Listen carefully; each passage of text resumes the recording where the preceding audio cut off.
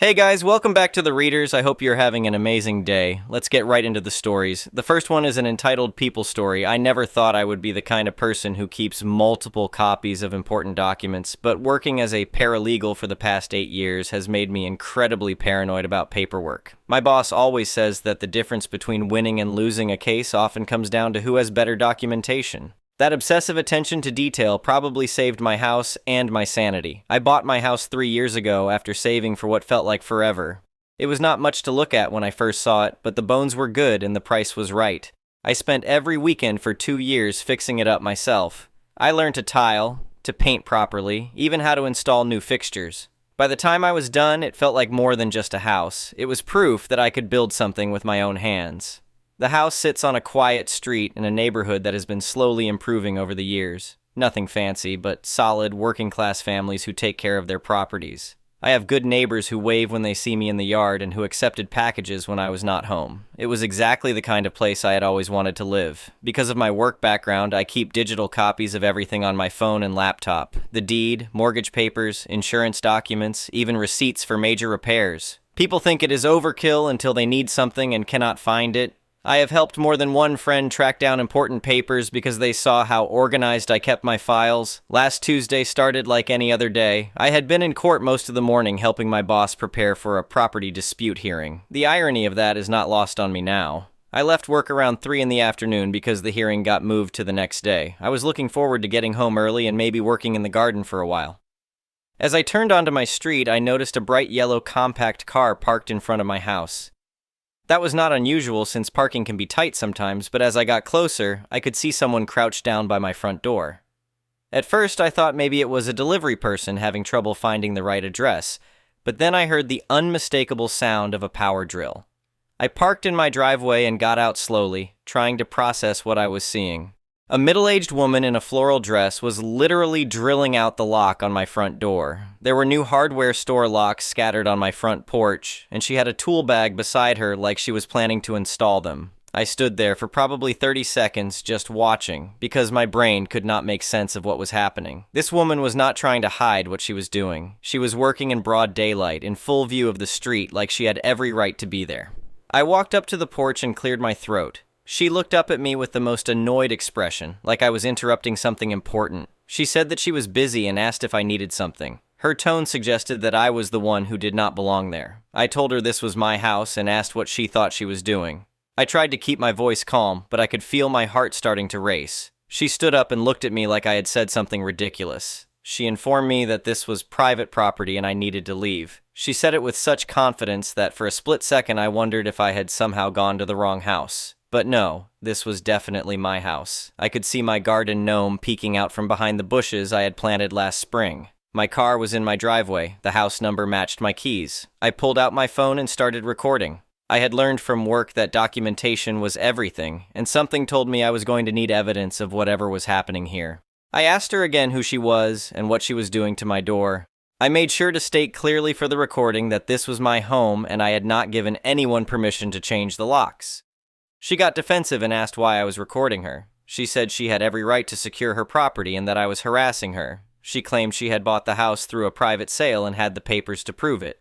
That is when it hit me that this woman actually believed what she was saying. This was not some random vandal or confused contractor. She genuinely thought she owned my house.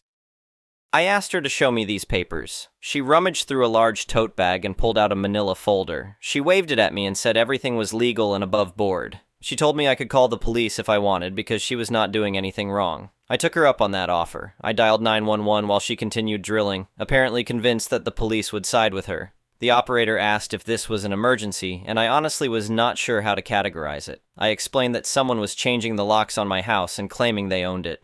The operator seemed as confused as I felt, but said they would send an officer. While we waited, this woman continued working like nothing had happened. She finished removing my old deadbolt and started installing a new one. She worked with the focused efficiency of someone who had done this before, which was somehow more unsettling than if she had been fumbling around. I asked her where she thought I lived, if not in this house. She said that was not her problem and maybe I should have read my lease more carefully before moving in somewhere I did not belong. She suggested that my landlord had probably sold the property without telling me. I told her I was not a renter. I was the owner and I had the deed to prove it. She laughed and said that was impossible because she had bought it from the previous owner just last week. I asked who she thought the previous owner was. She said it was some man whose name she could not quite remember, but he had needed to sell quickly for financial reasons. She claimed she had paid cash and gotten a great deal because of the circumstances. The whole story was obviously made up, but she told it with such conviction that it was genuinely creepy. I started wondering if she had some kind of mental illness or if this was an elaborate scam she had tried before. 2 police officers arrived about 15 minutes later. One was an older guy who looked like he had seen everything, and the other was younger and seemed genuinely puzzled by the situation. They both looked back and forth between me and this woman like they were trying to figure out who was telling the truth. The woman immediately started talking before they could ask any questions. She explained that she was the new owner of the property and I was some kind of squatter who was refusing to leave. She said I had been harassing her and interfering with her legal right to secure her own home. She put on this whole performance of being a victimized homeowner dealing with a dangerous trespasser. Her voice got shaky and she kept saying she just wanted to feel safe in her new house. If I had not known better, I might have felt sorry for her. The older officer asked to see some identification from both of us. I handed over my license, which clearly showed my address as this house. The woman fumbled around in her purse for a while before producing a license with a completely different address across town. The younger officer asked her if she had any documentation proving she owned the house. This was the moment I had been waiting for. She triumphantly pulled out her manila folder and spread the papers across the hood of the police car. She pointed to various sections and explained how everything was official and legal. She had what looked like a deed, some kind of sale agreement, and even a document that was supposed to be from the county recorder's office.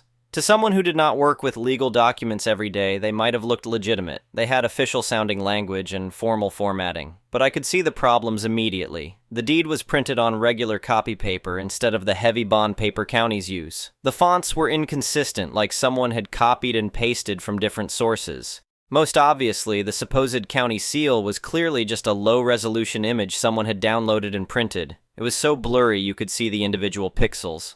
The older officer was studying the papers with a frown. He asked her where exactly she had gotten these documents. She said the seller had provided them and she had paid him cash the previous week. I asked if I could show them my documentation. I pulled out my phone and opened the digital copy of my deed that I kept in my files. The real deed was also at home in my fire safe, but the digital copy was easier to access quickly. The difference was immediately obvious. My deed was a proper scan of an official document with clear typography, a crisp county seal, and all the correct formatting. I also showed them my mortgage payment app, which had notifications going back 3 years to when I first bought the house. I pulled up my insurance app, which showed my homeowner's policy with photos of the property I had taken for coverage purposes. I even had utility bills in my name going back to when I first moved in.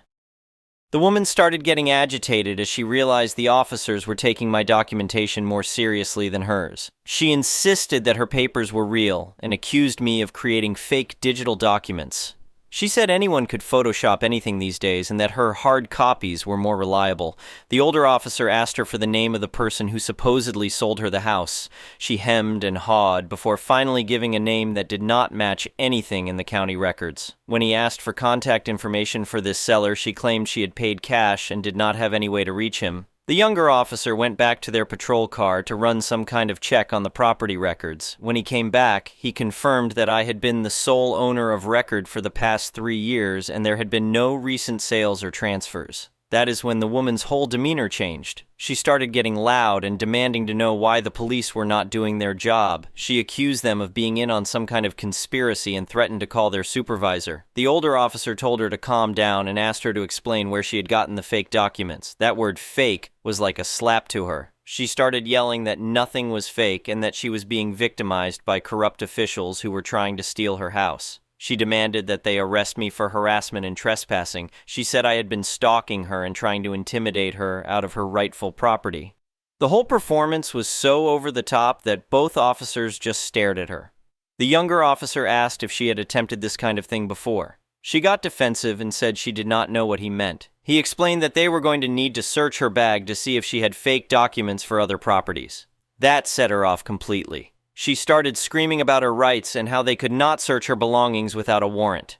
She grabbed her tote bag and held it against her chest like she was protecting something valuable. The older officer explained that they had probable cause to believe she was committing fraud and that they could search her bag incident to arrest. The word arrest made her face go white. She kept insisting that she was the victim and that I was somehow framing her. She claimed I had created fake documents to steal her house and that the police were helping me commit a crime. But when they searched her bag, they found 2 more sets of fake deeds for houses in other parts of the city. They also found a USB drive with what appeared to be document templates and a notebook with addresses and property values written down. The younger officer asked her about the other addresses. She claimed she was just doing research on the real estate market and that there was nothing illegal about looking at property values. The older officer told her she was under arrest for fraud and attempted theft. He started reading her rights while the younger officer got out handcuffs. She completely lost it at that point. She started screaming that they could not arrest her because she owned the house and that I was the real criminal. She said she would sue the police department and have their badges for this. As they put the handcuffs on her, she kept yelling that this was her house and she had the papers to prove it. She demanded that they check her documents again because there must have been some mistake. She struggled as they walked her to the patrol car, still insisting that she was being framed. She said the whole thing was a setup and that I must have paid off the police to help me steal her property.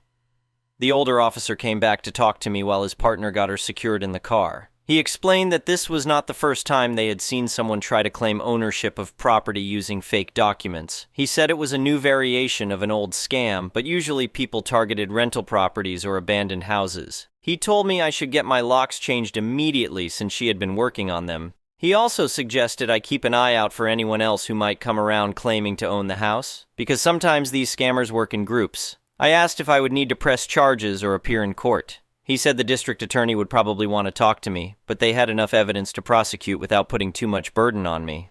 After they drove away with her still yelling in the back seat, I stood in my driveway for a few minutes, just processing what had happened. My normally quiet street felt different, like someone had violated something important. I went inside and immediately called a locksmith to come change all the locks. I was not taking any chances that she had made copies or that someone else might try the same thing. The locksmith arrived within an hour and had everything secure again by dinner time. That evening, I sat on my front porch with a beer, looking at the new locks and thinking about how bizarre the whole day had been. I kept replaying the woman's expression when the police told her the documents were fake. She had looked genuinely shocked, like she really believed her own story right up until that moment.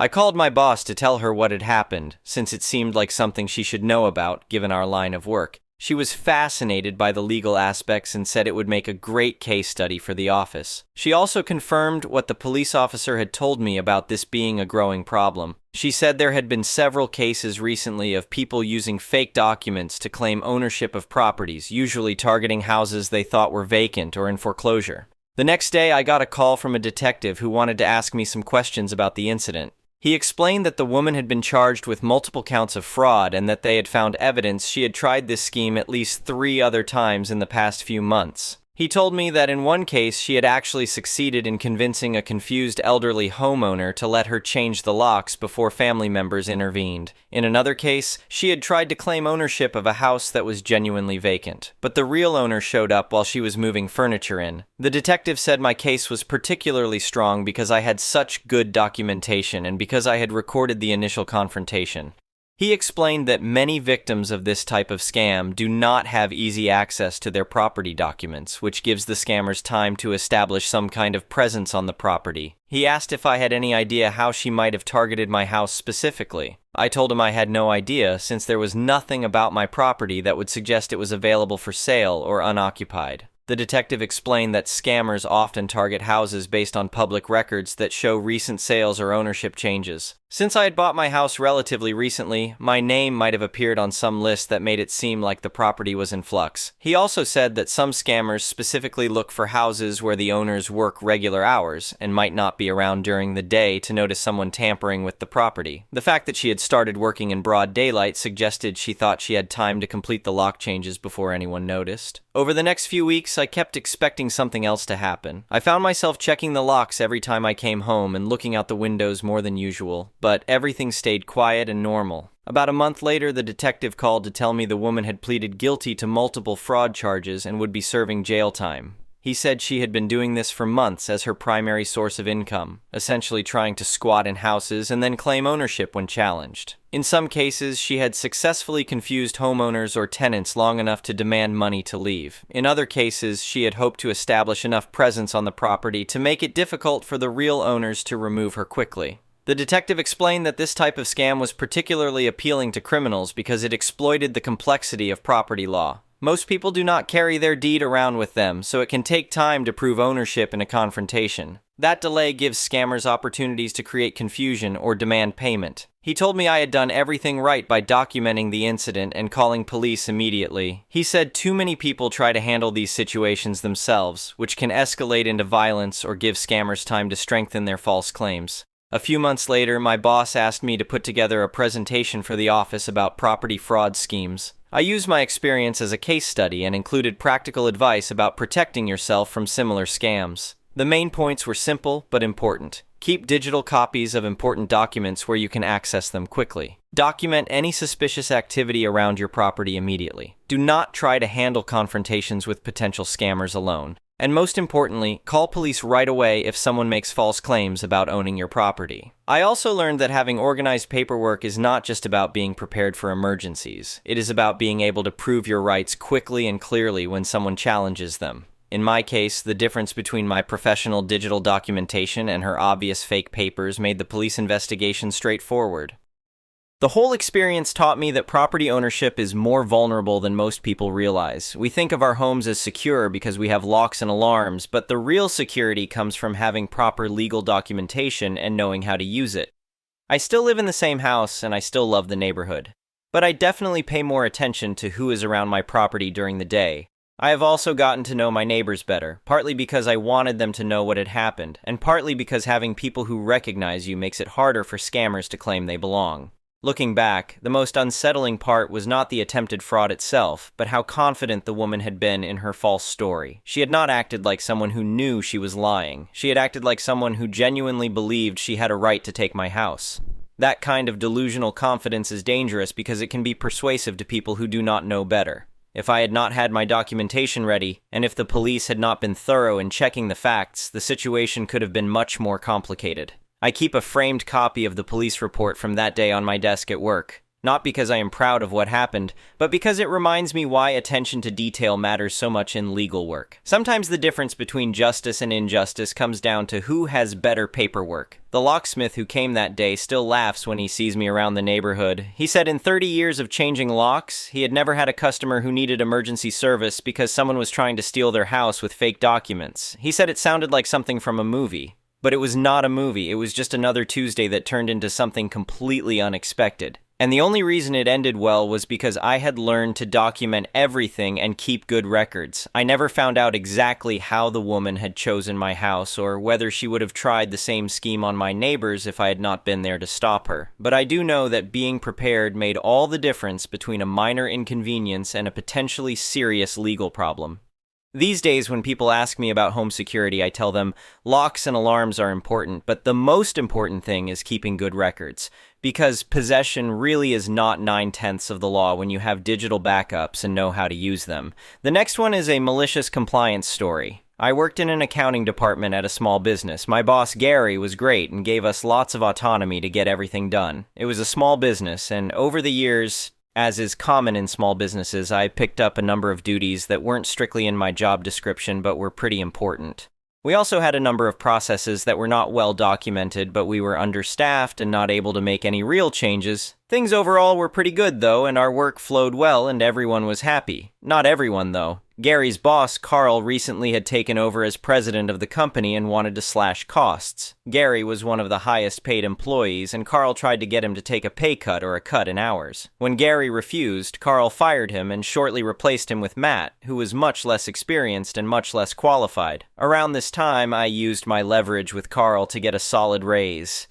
I knew Carl would be looking to replace me soon, like he did Gary, but I was too essential to lose without Gary there either.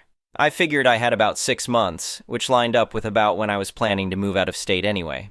So, knowing that when I did leave, My coworkers would be stuck picking up the slack of my job, particularly all the ancillary stuff I had picked up that was not documented at all. I started writing a detailed manual for my own job when I had time here and there. I didn't really care for Matt or Carl, but I figured it would save my coworkers a lot of stress. Matt was a poor accountant and a worse manager. He was an awful micromanager with no concept of the bigger picture.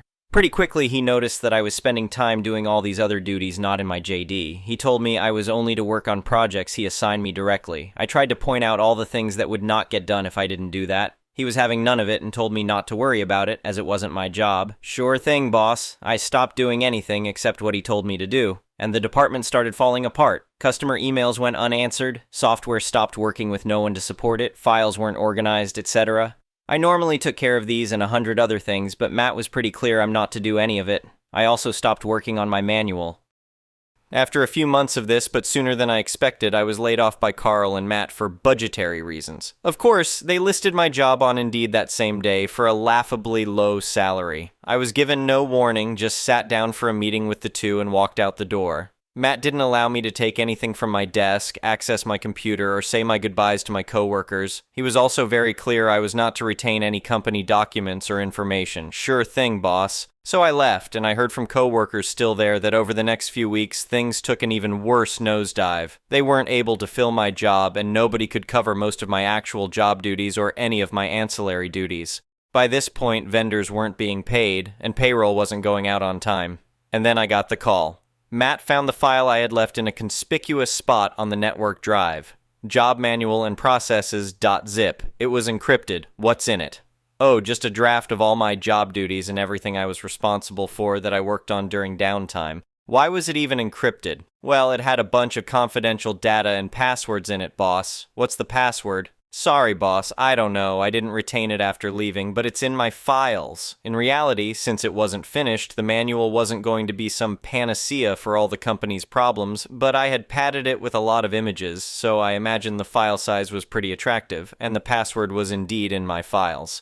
If Matt cared to look, he'd find an unlabeled sticky note with a nondescript string of letters and numbers in a random folder in one of my 24 filing cabinets. As an epilogue, about 3 months after I talked to Matt, Carl fired him after discovering what a disaster the department had become. My coworkers both left around the same time for better opportunities. Carl's still been unable to fill any of these jobs, after almost 18 months. So, the entire accounting department is staffed by contractors and consultants who I am sure are costing the company a fortune. I hear the board is looking for a change in company presidents. The next one is an entitled people story. My freshman year of college, I, currently 26F, became really close with this girl. Let's call her Avery. She and I were the same age, same major, and we had almost everything in common.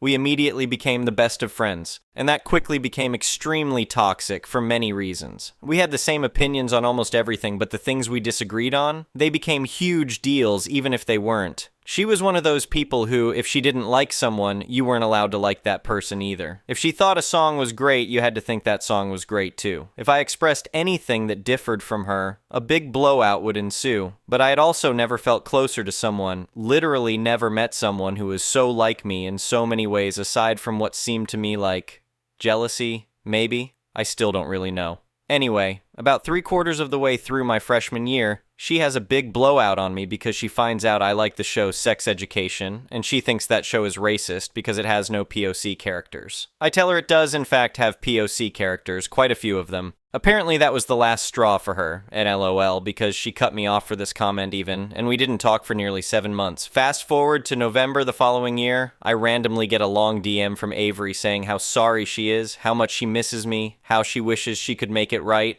I'm immediately accepting because I'm a forgiving ass person to a fault. Trauma response.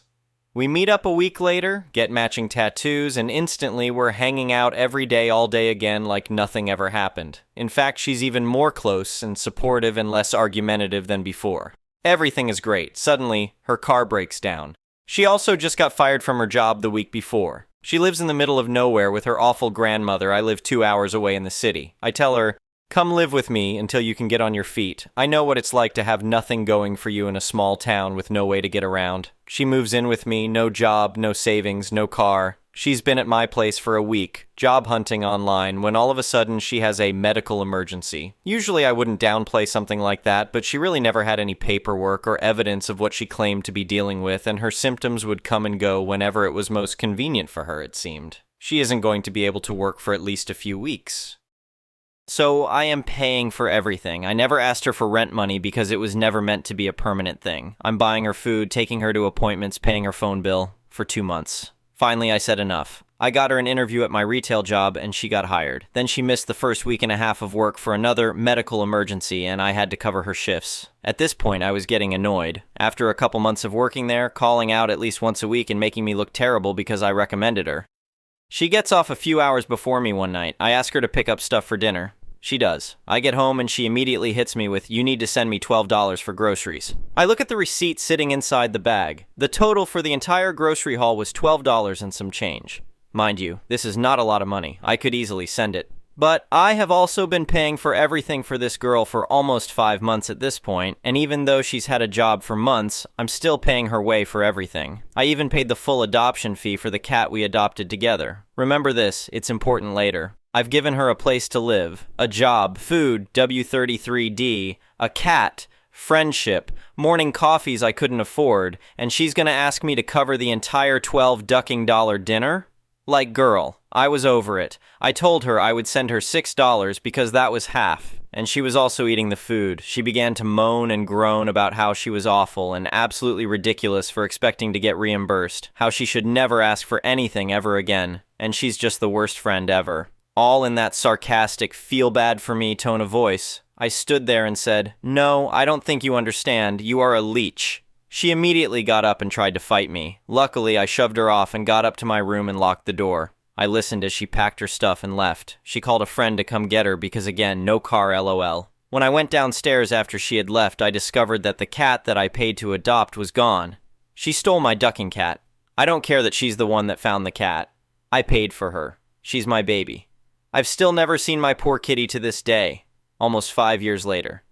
Turns out she ended up going to live with the friend who came to pick her up, who lived with her boyfriend of nearly 3 years at the time. Within a month, that friend was homeless, and Avery was still living in that apartment, dating the friend's boyfriend. They ended up getting engaged and moving to Florida before breaking it off, from what I hear. Good riddance.